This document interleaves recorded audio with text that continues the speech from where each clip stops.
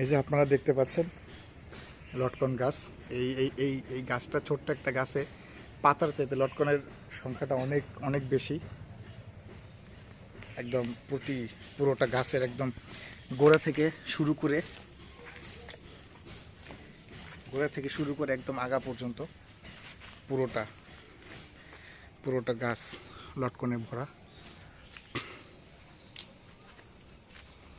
এই যে একদম প্রথম আগা থেকে শুরু করে একদম গোড়া পর্যন্ত এটা হচ্ছে জীবনানন্দের এর লটকন গাছ।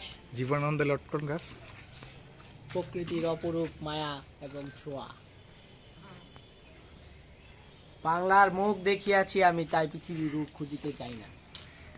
আর এই বাংলা রূপের মধ্যে একটা রূপ হচ্ছে এই লটকন গাছ।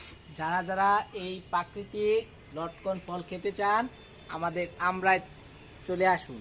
গরুর বাজারের পাশে নানার বাড়ি। আমরা ইয়াকুব আলী স্কুলের পাশে চলে আসুন।